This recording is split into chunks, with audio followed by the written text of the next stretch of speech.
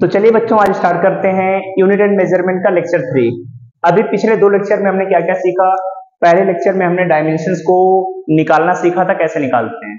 दूसरे लेक्चर में हमने सीखा कि उसके यूजेस क्या है। जैसे पहला यूज देखा हमने कि किसी फॉर्मूले को चेक कैसे करना है, फॉर्मूला सही की गलत है।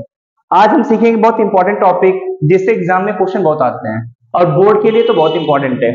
टॉपिक है principal of homogeneity. Principal of homogeneity, इससे हमें क्या समझ में आता है कि अगर किसी भी इक्वेशन में जितने टर्म हमने लिखे हुए हैं, जितने भी टर्म्स प्लस माइनस में है, टर्म्स का मतलब ही है जो प्लस माइनस में लिखे हों, तो जो भी प्लस माइनस में लिखे होंगे सबकी डायमेंशन क्या आएगी, सेम। जैसे अब टर्म्स का मतलब क्या होता है, तो टर्म्स का मतलब थोड़ा समझते हैं। जैसे दो नंबर्स प्लस और माइनस में लिखे हैं तो इन्हें बोलेंगे यहाँ पर दो टर्म है, लेकिन अगर लिखा है मल्टीप्लाई में या फिर डिवाइड में तो एक सिंगल टर्म बन जाएगा, वन टर्म। यहाँ पर भी कितने टर्म है, वन टर्म, लेकिन यहाँ प्लस और माइनस में है तो कितने टर्म बन जाएंगे, टू टर्म। तो टर्म्स का मतलब है जो प्लस और माइनस में होगा डायमेंशन उसकी 100% हमेशा सेम होनी चाहिए। यही है प्रिंसिपल ऑफ होमोजेनिटी। तो क्या समझ में आया कि अगर कभी भी दो टर्म्स हैं तो उनकी डायमेंशन हमेशा क्या आएगी, सेम आएगी। तो प्रिंसिपल ऑफ होमोजेनिटी आपको क्या बताता है, the dimension of each term must be same, must be same। तब हमसे जो भी कांस्टेंट पूछेगा उसकी वैल्यू निकाल सकते हैं। जैसे छोटा सा क्वेश्चन लिखा हमने y equal to A T plus B T square. अब बिल्कुल बेसिक सा क्वेश्चन, अभी अच्छे लेवल के क्वेश्चन करेंगे कैसे कैसे क्वेश्चन आते हैं। जहां पर y बोल दिया है डिस्प्लेसमेंट है, t टाइम है, और a और b की डायमेंशन आप पता करके बताइए कितनी आएगी। अब हमें a और b के बारे में तो नहीं पता, बट हमें पता है प्रिंसिपल ऑफ होमोजेनिटी। होमोजेनिटी में क्या है, जितने भी टर्म्स हैं सबकी डायमेंशन क्या होनी चाहिए, सेम।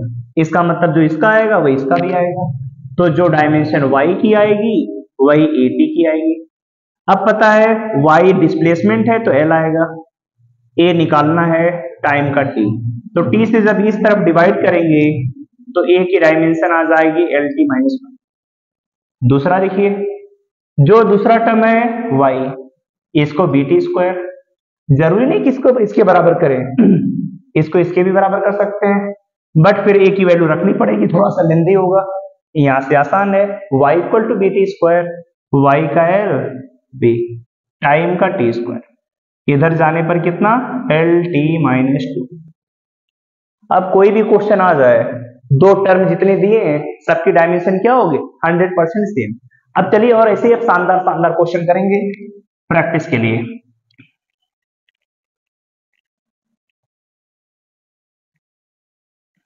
लिखा हमने क्वेश्चन अगला, y equal A T plus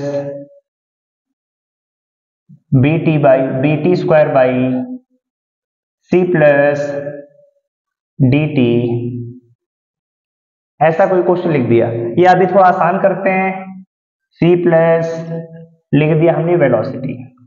ये कोई क्वेश्चन है जहां पे दे दिया y डिस्प्लेसमेंट, t है टाइम और v का मतलब है वेलोसिटी। पूछ दिया a b c तीनों की डायमेंशन निकालिए। डायमेंशन किसकी निकालनी है, a की, b की और c की। तो क्या करेंगे, सेम वही प्रिंसिपल ऑफ होमोजेनिटी, इसकी डायमेंशन इस पूरे की बराबर आएगी, तो y equal to A T, y का एल ए टाइम का t, इधर जाएगा तो a का एल टी माइनस। अब इसमें बच्चे ज्यादातर गलती करते हैं, इस पूरे को इसके बराबर करते हैं। अभी बराबर नहीं करना, ये दोनों प्लस में है तो इनकी डायमेंशन क्या होगी, सेम। तो जो c का होगा वही v का, और वेलोसिटी तो याद रखा है एल टी माइनस वन। अब c की डायमेंशन आ गई तो इस पूरे की भी डायमेंशन कितनी होगी, एल टी माइनस वन। अब देखिए हमें इस पूरे की डायमेंशन को y के बराबर करना है, तो y b टी स्क्वायर, और नीचे की डायमेंशन जो c का है वही v का, तो नीचे एल टी माइनस वन। अब डिस्प्लेसमेंट y का l bt स्क्वायर, नीचे कितना एल टी माइनस वन। अब टाइम का भी पता है कितना टी स्क्वायर। अब इसको इधर भेज दिया b को, तो l का l में एल स्क्वायर टी की पावर माइनस वन, इधर टी स्क्वायर आ जाएगा नीचे, ऊपर भेजा तो एल स्क्वायर टी की पावर माइनस थ्री। तो देख रहे हैं ए बी और सी तीनों की डायमेंशन को कितने आसानी से निकाल लिया। अब इसका एक बहुत फेमस क्वेश्चन बनता है वांडर वाल इक्वेशन से। ये तो देखिए बोर्ड का एग्जाम कोई भी टेस्ट हो उसमें तो ये क्वेश्चन आता ही है और हर बार आता है। इक्वेशन ये लिखी है p plus A by V square v minus B equal to R T. जहां पे दिया है p का मतलब प्रेशर है,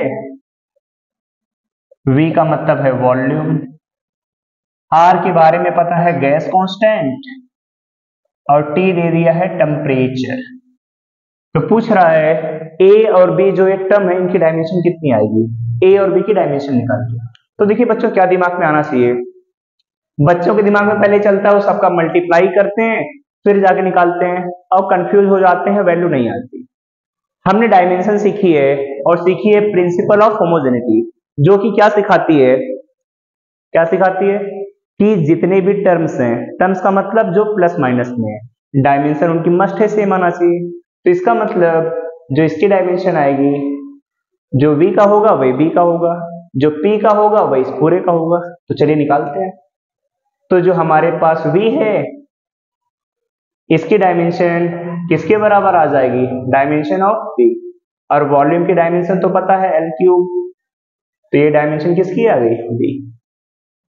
अब दूसरा नेक्स्ट टर्म कौन सा है p और a बाई वी स्क्वायर, तो जो p की डायमेंशन आएगी वही a by V square.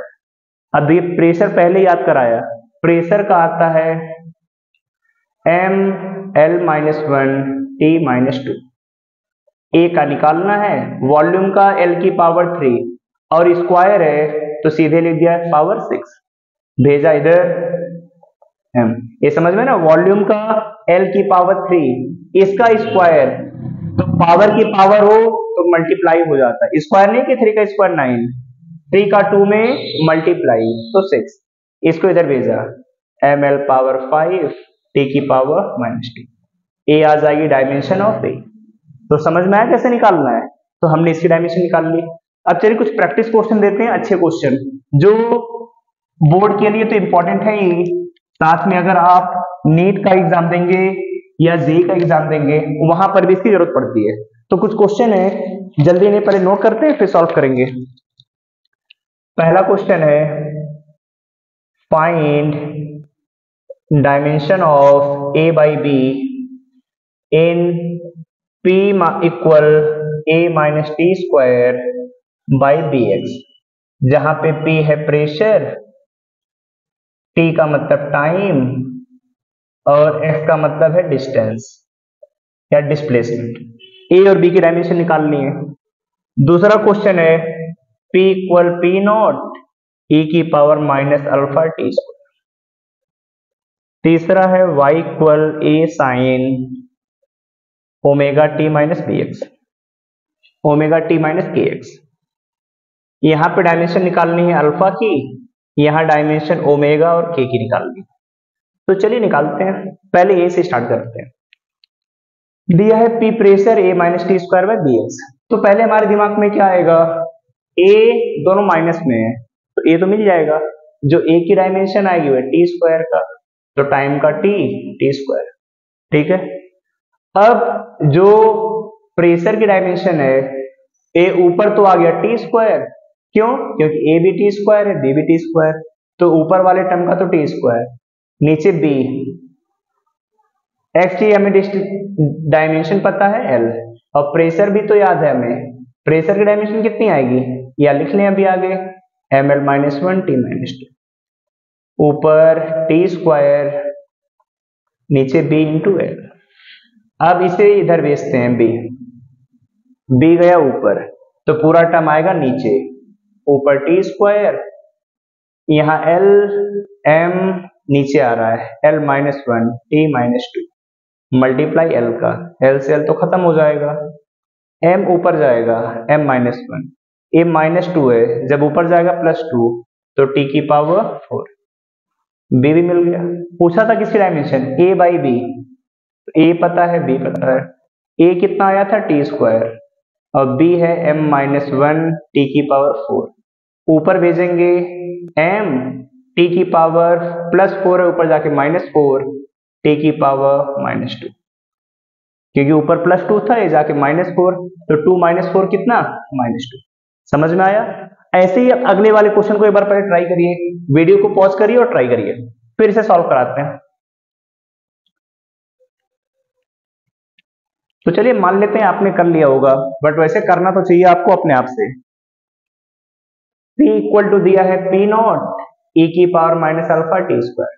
P का मतलब भी प्रेशर है, P0 का भी मतलब प्रेशर, तो इनसे तो कोई मतलब ही नहीं, हमें पावर से मतलब -α-t²। और देखिए E है एक्सपोनेंट, और E की पावर में जो भी टर्म्स आएगा, E की पावर कुछ भी लिखा हो, हमेशा ये होता है डायमेंशनलेस। कैसा होना चाहिए, डायमेंशनलेस। E की पावर में कुछ आ जाए, लॉग के अंदर कुछ आ जाए, ये सभी टर्म डायमेंशनलेस होते हैं। तो यहाँ पे α-t², डायमेंशनलेस का मतलब 0, L0, T0, अल्फा टाइम का t², इधर तो सिर्फ सब 0 0 ही है, अल्फा इधर जाएगा, डायमेंशन कितनी आ गई, a की पावर -2। बाकी इनसे तो कोई मतलब ही नहीं। लो आ गया क्वेश्चन। समझ में आया कैसे करना है। e की पावर कुछ भी आए तो डायमेंशन क्या आएगी, हमेशा 0 पूरे की, फिर जो पूछा जाए निकाल लेंगे। आइए इस क्वेश्चन पे, मजेदार क्वेश्चन है। पहले बताइए की डायमेंशन, यहां बता दिया y है डिस्प्लेसमेंट, तो साइन के अंदर, एंगल के अंदर वाला भी टर्म हमेशा होता है डायमेंशनलेस।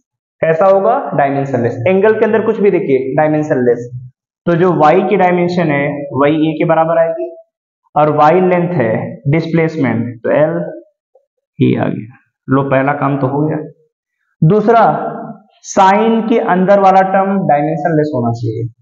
अब डायमेंशनलेस होने का मतलब ए वाला भी डायमेंशनलेस होगा, ये वाला भी डायमेंशनलेस, तभी तो पॉसिबल है कि पूरा डायमेंशनलेस है, तो डायमेंशन माइनस तो होगी नहीं। ए वाला भी डायमेंशनलेस, ए वाला भी डायमेंशनलेस, तो ओमेगा टी डायमेंशनलेस का मतलब 0। टाइम का पता है t, m0, l0, t0, t को उधर भेजा सीधे, t की पावर -1।